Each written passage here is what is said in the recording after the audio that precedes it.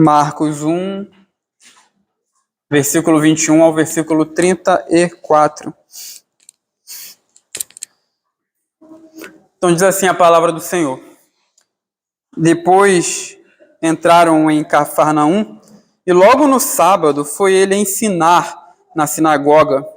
Maravilhavam-se da sua doutrina, porque os ensinava como quem tem autoridade e não como os escribas. Não tardou que aparecesse na sinagoga um homem possesso de espírito imundo, o qual bradou: Que temos nós contigo, Jesus Nazareno? Vieste para perder-nos? Bem sei quem és, o Santo de Deus. Mas Jesus o repreendeu, dizendo: Cala-te e sai desse homem. Então o espírito imundo, agitando-o violentamente e bradando em alta voz, saiu dele. Todos se admiraram, a ponto de perguntar entre si: Que vem a ser isto? Uma nova doutrina. Com autoridade ele ordena aos espíritos imundos e eles lhe obedecem. Então correu célere a fama de Jesus em todas as direções, por toda a circunvizinhança da Galileia.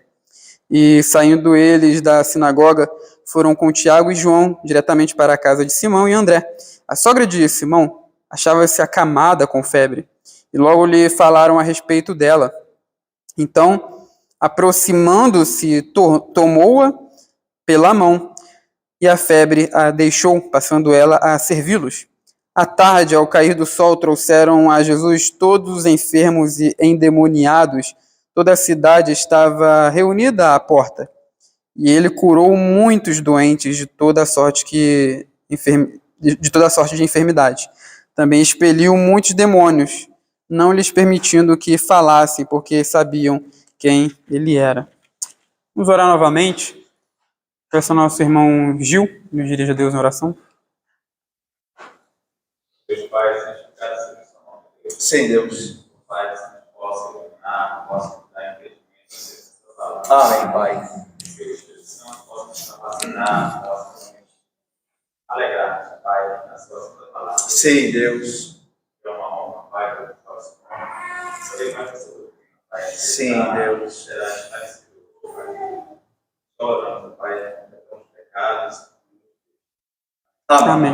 Então, meus irmãos, vocês percebem aí que esse texto ele começa com Jesus em Cafarnaum, né?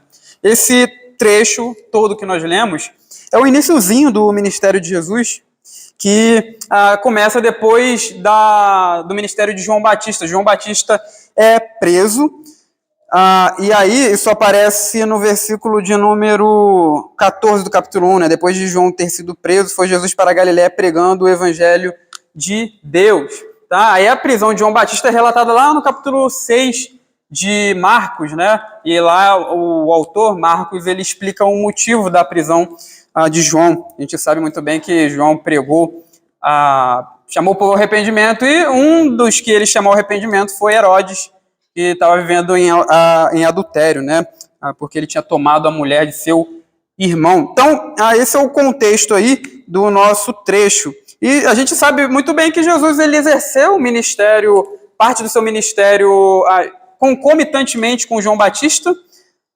Isso aparece no Evangelho de João. O Evangelho de João é o único que relata esse ministério de Jesus paralelo ao de João Batista. Mas perceba que Marcos ele não fala disso, né? Ele só começa a falar do que Jesus faz em seu ministério depois que João é preso, né? Porque a gente sabe que Marcos ele até apresenta aqui João Batista como o arauto do Senhor. Ele prega sobre aquele que vem batizar com o Espírito. Então, depois que João Batista sai de cena, Jesus, ele começa o seu ministério. E aí Jesus, depois de pregar o reino de Deus, né, ele fala aí no versículo 15, o tempo está cumprido e o reino de Deus está próximo, arrependei-vos e crede no Evangelho. Ele chama os seus primeiros discípulos, do versículo 16 ao versículo 20, e ele vai com os discípulos para Cafarnaum. E aí Marcos ele relata, resumidamente, o dia de Jesus com seus discípulos que ele chamou no trecho anterior, né? Então ele vai relatar sobre esse dia de Jesus com os seus discípulos ali na aldeia de Cafarnaum. E Marcos ele faz isso de uma maneira, como a gente falou, resumida. Ele não é minucioso, né? Assim também a gente, quando vai contar histórias, às vezes a gente resume as coisas. Dificilmente, quando você pergunta uma coisa, né, como que foi teu dia para a pessoa, ela vai ficar contando minúcias ali sobre o que ela fez, né? Vai falar tudo, mas de uma maneira resumida. Marcos ele faz a mesma coisa aqui, né? A gente sabe que as narrativas também são assim, né? As narrativas eles são resumos, são resumidas. Então, a Marcos faz a mesma coisa aqui nesse trecho, né? Através dessas 3 narrativas curtas, Jesus na sinagoga, ensinando. Depois Jesus na casa de Pedro, ele cura a sogra de Pedro e, por fim, relata aí muitas curas que Jesus realiza. Então, são 3 narrativas curtas sobre esse dia aí do Senhor, do nosso Senhor Jesus. Mas, meus irmãos, Marcos ele faz isso aqui não apenas para relatar o que Jesus fez, ele quer mostrar uma coisa, ele quer mostrar a autoridade de Jesus. Tá? Então, a gente vai ver a autoridade de Jesus em vários momentos aqui desse trecho, né? Primeiramente, a autoridade de Jesus aparece aí na sinagoga.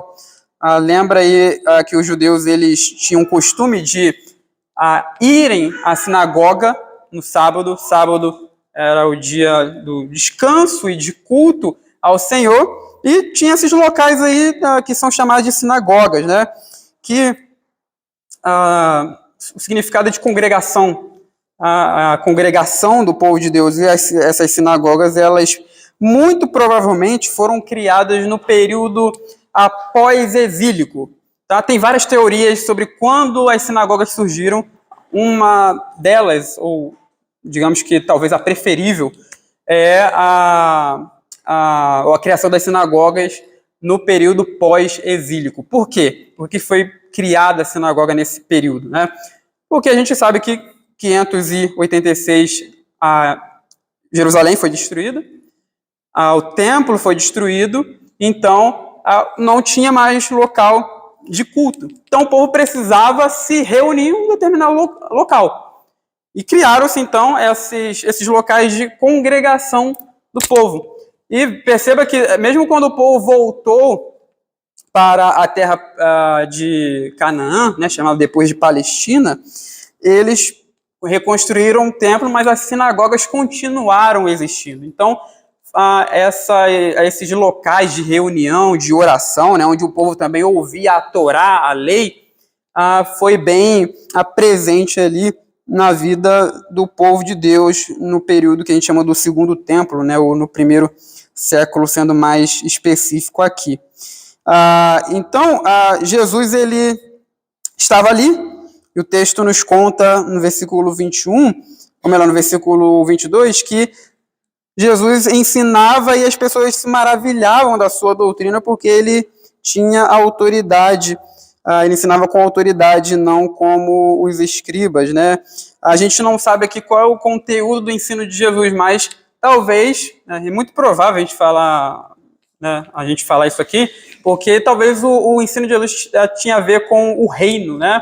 Lembra que Jesus proclamava o reino, então talvez o ensino dele tivesse a ver com essa questão, como era bem comum do nosso mestre, do nosso Senhor.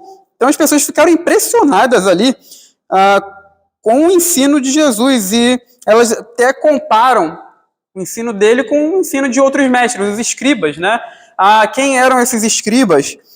Os escribas, você percebe quando a gente lê o Evangelho, eles aparecem frequentemente ali lado a lado dos fariseus, né? Porque os escribas eles cuidavam de ensinar, de transmitir a lei. No Antigo Testamento existiam escribas, né? Mas não eram os mesmos escribas que aparecem aqui em Marcos e nos outros evangelhos, né? A gente sabe que a função de escriba sofreu um desenvolvimento, passou por um desenvolvimento até chegar no Novo Testamento. Antigamente, os escribas eles estavam mais preocupados com questões internacionais, diplomáticas, mas no Novo Testamento o papel do escriba ele foi reformulado, né? Ele permaneceu associado ali ao templo e também ao ensino da lei de Moisés. O escriba, ele basicamente tinha que estudar, copiar, preservar, publicar, interpretar a lei de Moisés para o povo judeu. E Marcos apresenta esses escribas aqui como professores que não tinham autoridade. Por quê? Na época, os escribas eles costumavam ensinar com base na tradição rabínica, né?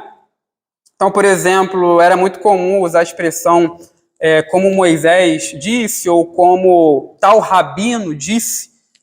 Então, essa era a maneira que os escribas ensinavam.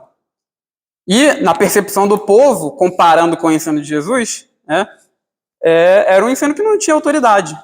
Jesus tinha um ensino peculiar ali que chama bastante a atenção daquele povo que estava reunido na sinagoga. Mas perceba que, quando Jesus está ensinando, aparece uma coisa bem interessante aqui no nosso texto, uma pessoa endemoniada, né? Versículo aí 23 e 24. Por favor, alguém leia para a gente? Versículo 23 a 24. Não tardou que aparecesse na sinagoga um homem possesso de espírito imundo, o qual bradou: que temos nós contigo, Jesus Nazareno? Vieste para perder-nos? Bem sei quem és, o Santo de Deus. Então, enquanto Jesus ensinava, apareceu ali um homem possesso de um espírito imundo, e parece que ele chega mesmo a interromper o ensino de Jesus. Meus irmãos, vocês sabem muito bem que a missão de Jesus tinha a ver com proclamar o reino, né? Não somente proclamar, mas também estabelecer na terra o reino de Deus. E essa missão de estabelecimento do reino envolvia um enfrentamento dos poderes das trevas, né? Das hostes das trevas, dos poderes ali do mal. E a gente sabe muito bem, o texto de Marcos, o Evangelho de Marcos nos conta que essa batalha de Jesus contra o reino das trevas já havia começado. Lembra que no capítulo 1 de Marcos ele relata que Jesus, depois de ser batizado por João, ele vai ao deserto, onde fica ali 40 dias e 40 noites, né, 40 dias mais especificamente, como diz aqui o texto, e ele é ali tentado por Satanás. A gente vê nos outros evangelhos mais detalhes dessa tentação, a gente percebe muito bem que Jesus não caiu em nenhuma delas. Marcos aqui é interessante, né? Marcos ele é bem resumido, ele não conta, ele não fala isso. Aí no versículo de número 12 e 13, e logo o Espírito impeliu para o deserto, onde permaneceu 40 dias sendo tentado por Satanás. Estava com as feras, mas os anjos serviam. Não fala se ele venceu as tentações ou não. A gente sabe que venceu, né? Mas você lendo só isso aqui, não fala nada. No próprio Evangelho de Marcos, o autor ele dá indício que Jesus venceu, porque ele sai do deserto pregando o reino. Então, veja, ele está sendo tentado por Satanás, ele foi tentado por Satanás. O texto não fala o que aconteceu ali, se ele passou ali na tentação ou não, se ele obedeceu a Deus, mas dá indícios que sim, porque Jesus sai do deserto e ele começa a proclamar o reino de Deus, ou seja, a vitória de Deus sobre o mal. Então, esse embate, a gente vê que esse embate de Jesus contra esses poderes das trevas já havia começado. Não é aqui a primeira vez que Jesus tem que lidar com as trevas, com o espírito maligno. E embora essa batalha tenha começado lá atrás com a tentação de Satanás, a gente vê que não foi algo que havia terminado, não era algo que havia terminado. Jesus iria se encontrar outras vezes com pessoas possessas de espíritos malignos. Então, embora ele tenha vencido o diabo, a batalha não terminou. Existia ali ainda algo a ser feito, né, para vencer as trevas, e o Senhor Jesus ele faz isso no seu ministério. Então, esse homem possesso de espírito maligno, ele chega ali para Jesus e fala, né, que temos nós contigo. Jesus o Nazareno vieste para perder-nos. Ou seja, a ideia ali, que é a ideia aqui do texto, né? Nós temos algo em comum contigo, Jesus? O próprio Jesus fala, né?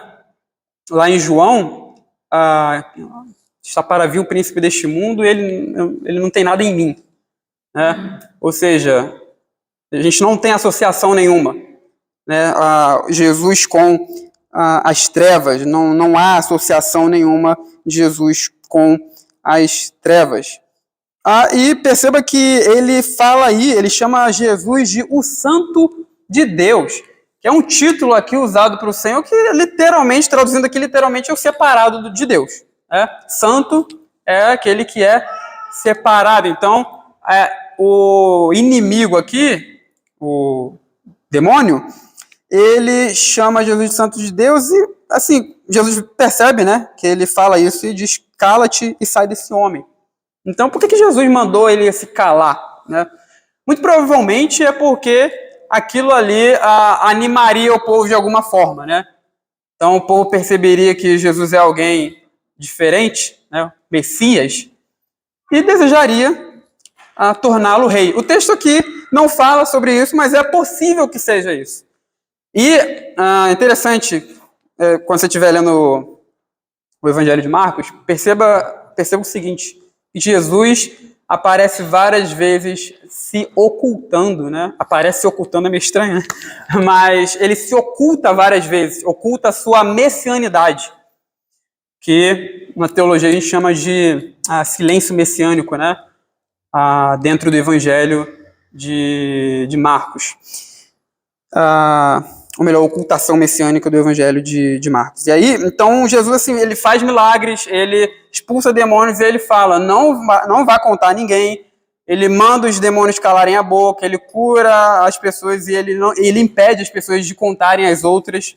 Ele está mantendo sua messianidade em segredo, né? O segredo messiânico. Esse era o termo, né? Eu falei ocultação messiânica, mas, na verdade, é o segredo messiânico. Estava tentando lembrar aqui.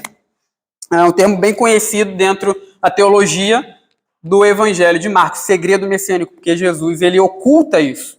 Então aqui, novamente, você percebe que Jesus ele está ocultando. Ele está mandando o demônio se calar, porque provavelmente aquilo ali, chamar Jesus de Santo de Deus, animaria o povo, a fim de que o povo tornasse Jesus o rei, né? O que ele veio para ser, mas não da maneira que Israel queria, né? Então, veja aí, meus irmãos, que Jesus o repreendeu dizendo, cala-te e sai desse homem. Versículo 26, então o espírito imundo, agitando-o violentamente e bradando em alta voz, saiu dele. Então, aí o povo, o versículo 27 fala que o povo ficou muito admirado, né? Todos se admiraram a ponto de perguntarem entre si, que vem a ser isto? Uma nova doutrina? Com autoridade, ele ordena aos espíritos imundos e eles lhe obedecem. Então, correu célere a sua fama, a fama de Jesus em todas as direções, por toda a circunvizinhança da Galileia. Então, perceba que Jesus, então, ele tem autoridade sobre o mal e ele, simplesmente com uma palavra ali, expulsa esse espírito imundo do homem e liberta esse homem deste jugo.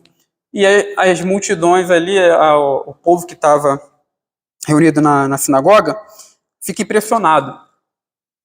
E veja, por que o povo ficou impressionado? Provavelmente, não foi porque Jesus expulsou o espírito maligno, simplesmente. Porque existiam exorcistas ambulantes em Israel, a gente vê isso no livro de Atos, que expulsavam demônios também.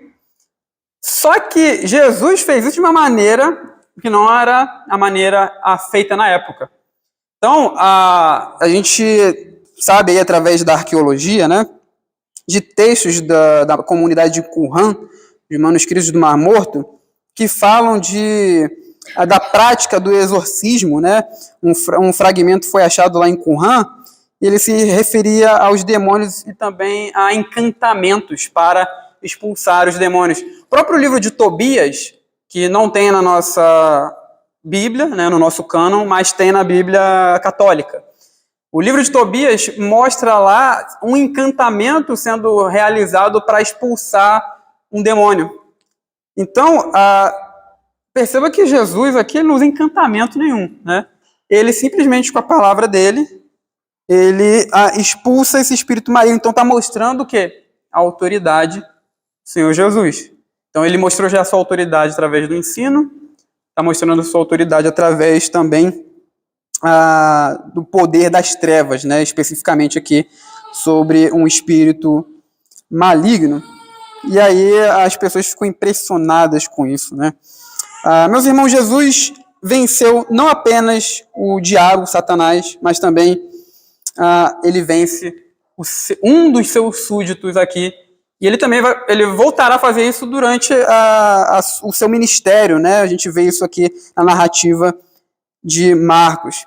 E é por isso que, confiados na autoridade de Jesus, não precisamos temer o mal, nem perder as esperanças quando o mundo aparentemente vai mal e nós vemos os poderes das trevas crescendo e aumentando. E realmente, às vezes, a gente olhando para a nossa realidade, para o mundo ao nosso redor, nós podemos perceber que existe sim, não em todos os aspectos, mas em alguns pontos específicos, o mal crescendo. Às vezes com pautas, com ideologias completamente anticristãs, e aquilo ali é usado, né, para enganar as pessoas e tornar aquilo como se fosse normal. Então as pessoas vão aceitando, né, vão aceitando aquelas ideias, e o mal vai crescendo.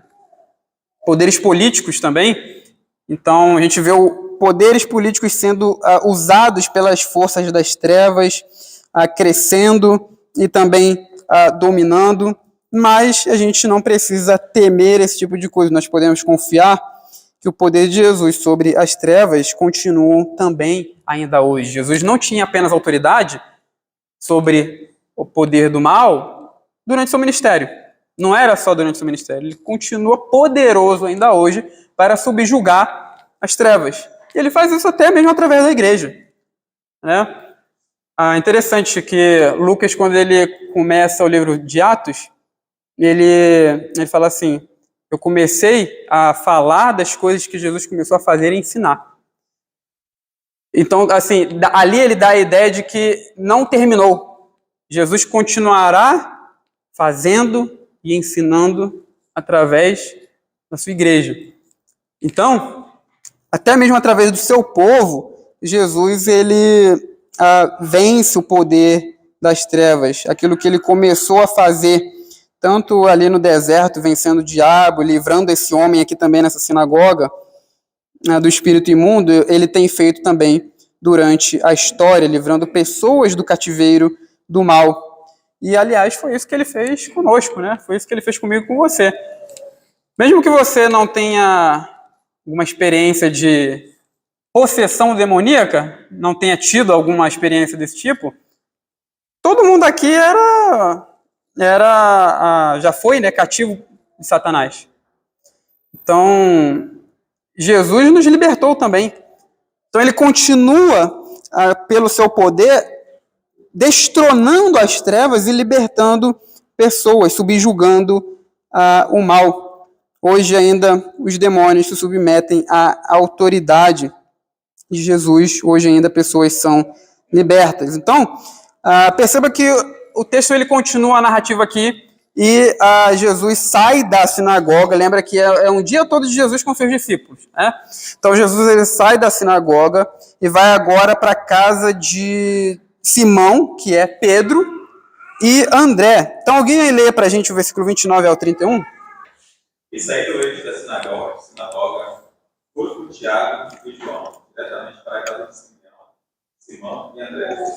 A sogra de Simão achava-se acamada em pé, e logo lhe falaram a respeito dela. Então, aproximando-se, tomou-a pela mão e a febre deixou, passando ela a seguir. Então, perceba aqui que Jesus ele sai de um contexto completamente religioso, né, e vai para a casa de Simão e André. E aqui também Jesus novamente mostra sua autoridade. Ele mostrou sua autoridade no ensino, mostrou sua autoridade sobre o espírito maligno, e ele mostra sua autoridade sobre enfermidades agora. Então, é isso que Marcos está falando aqui para a gente. Como nós acabamos de dizer, uma das coisas mais incríveis sobre Jesus é que ele é encontrado tanto em lugares que são comumente conhecidos como lugares religiosos. A gente vê Jesus nas sinagogas, no sábado. A gente vê Jesus também no templo, ensinando. Lugares onde é próprio para o culto, né? Embora, claro que a nossa casa também tem que haver culto lá. Mas existem lugares que são mais próprios para o culto, para a reunião do povo de Deus. Então, Jesus é visto nesses lugares, mas não somente em lugares mais religiosos, ele é visto também em casas de pessoas, né? Então ele aparece aqui na casa de 2 de seus discípulos e está ali com a família deles. Assim, o Jesus que é encontrado na Assembleia do povo de Deus também deve ser encontrado nas casas dos membros da Igreja de Deus, no meio da nossa família. Infelizmente, meus irmãos, quando a gente visita a casa de alguns irmãos que dizem crentes, a gente não encontra Cristo lá, né? A gente encontra Cristo na igreja, mas a gente vai visitar algumas pessoas, alguns membros da igreja, a gente não encontra Cristo lá. Cristo não é reconhecido nesses lugares, nesses lares, e por causa de atitudes dessas pessoas, fica difícil ver Jesus na vida delas. E isso é preocupante. Isso é preocupante porque Jesus ele precisa ser encontrado no nosso lar.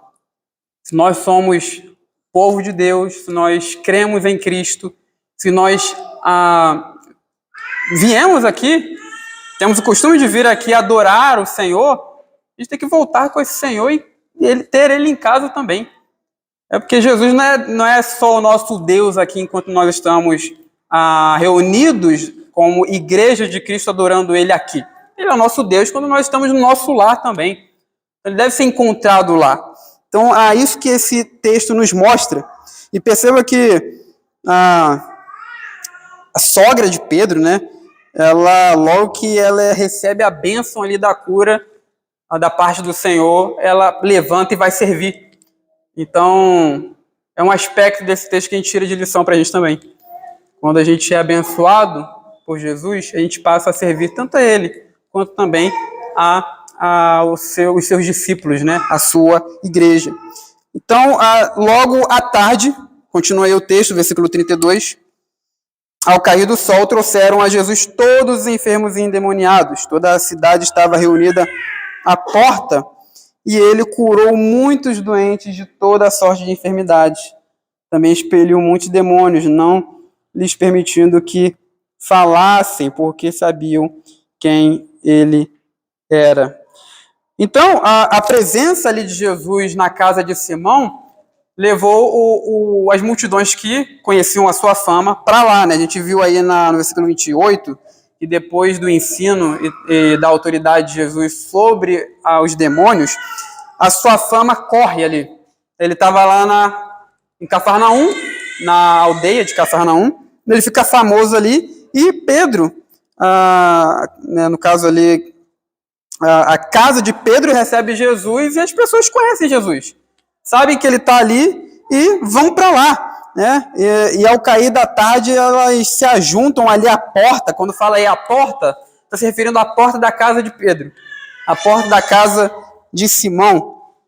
E é interessante que Jesus ele cura várias pessoas aí das suas enfermidades e também ele expele demônios e não permite que eles falhem. Lembra lá do segredo messiânico que a gente acabou de falar? Jesus continua ocultando a sua identidade, ocultando quem ele era. Até lembrei aqui do texto que a gente leu em Isaías, que aparece citado no Evangelho de Mateus, que ele não fará ouvir a sua voz na praça, né? Então Jesus ele curava, expulsava o demônio e não saía por aí proclamando isso. Ele, pelo contrário, ele se ocultava. Então, o que nós aprendemos aqui nesse trecho? Nós vemos que Jesus ele tem autoridade aqui sobre as trevas, mas a igreja de Cristo ela precisa também aprender a falar com a mesma autoridade contra os poderes do mal. Então, perceba que Jesus ele fala com os demônios, ele fala, cala-te. Né? Cala-te, não fale nada. Tanto na sinagoga aí, quanto também no versículo 34. Ele não permite que os demônios falem, que ele tem autoridade para isso. E a igreja de Cristo também deve aprender a falar com a mesma autoridade. Né? Deus, o nosso Senhor Jesus Cristo, ele deu autoridade à igreja também para lutar contra o mal. Então a oposição das trevas, ela se levanta, essa oposição, mas isso não é motivo para ficarmos acanhados. Quando as trevas se levantam, a igreja, como corpo de Cristo na terra, ganha a oportunidade de mostrar a sua autoridade dada pela unção do Espírito Santo. Hoje, os demônios, eles ainda gritam, eles ainda falam, eles ainda se levantam contra Cristo e sua igreja, mas não com o mesmo poder que eles apareceram anteriormente. Eles não têm mais o mesmo poder. Até porque o reino de Deus já foi estabelecido. A gente sabe que na cruz, Cristo expulsou o príncipe das trevas, o príncipe do mal. Então, o mal ele não tem mais o mesmo poder que ele tinha antes por causa do Calvário. Né? O mal perdeu a sua autoridade.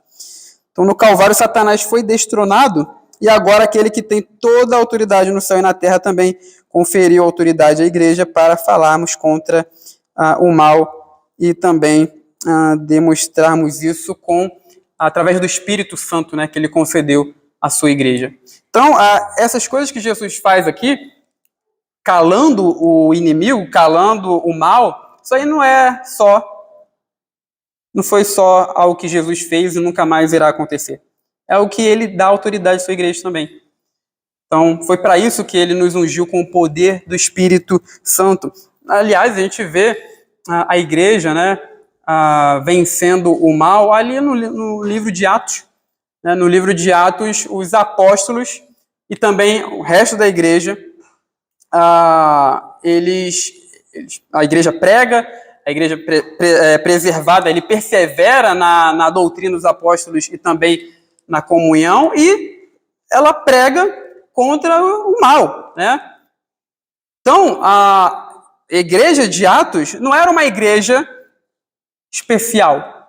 Né? A igreja de Atos não era uma igreja melhor que a nossa, não era melhor que a igreja de Caraí. A mesma autoridade que Deus deu ao seu povo ali é também dado a nós. Não precisamos temer nenhum tipo de mal, né, que se levante contra o povo de Deus, muito pelo contrário. Deus, na pessoa do nosso Senhor Jesus Cristo, nos deu autoridade para falarmos contra esse tipo de poder. Né? Então, que Deus nos conceda a graça de que assim façamos, porque às vezes a igreja fica acanhada, né? Fica com medo do que pode acontecer, medo de perseguições que vêm desse poder das trevas, mas o nosso dever é falar contra o mal. Né? Então, que Deus nos abençoe e nos ajude a entender isso e também a colocarmos em prática.